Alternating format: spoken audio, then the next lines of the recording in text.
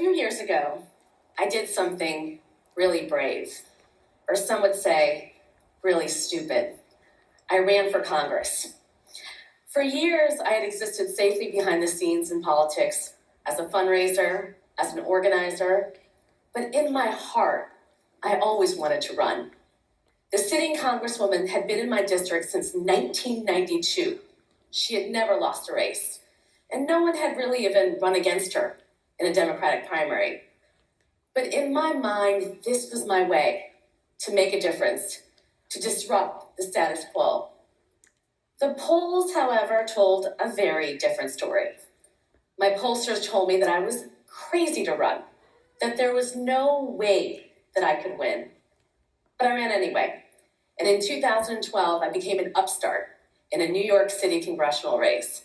I swore I was going to win.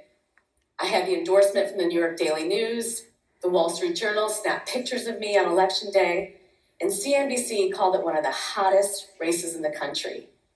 I raised money from everyone I knew, including Indian aunties that were just so happy an Indian girl was running.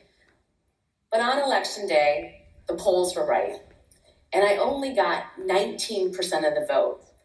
And the same papers that said I was a rising political star now said I wasted $1.3 million on 6,321 votes. Don't do the math. It was humiliating. Now, before you get the wrong idea, this is not a talk about the importance of failure, nor is it about leaning in. I tell you the story of how I ran for Congress because I was 33 years old, and it was the first time in my entire life that I had done something that was truly brave, where I didn't worry about being perfect. And I'm not alone. So many women I talk to tell me that they gravitate towards careers and professions that they know they're going to be great in, that they know they're going to be perfect in. And it's no wonder why. Most girls are taught to avoid risk and failure.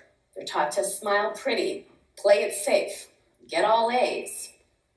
Boys, on the other hand, are taught to play rough, swing high, crawl to the top of the monkey bars, and then just jump off head first. And by the time they're adults, whether they're negotiating a raise or even asking someone out on a date, they're habituated to take risk after risk. They're rewarded for it. It's often said in Silicon Valley, no one even takes you seriously unless you've had 2 failed startups. In other words, we're raising our girls to be perfect, and we're raising our boys to be brave.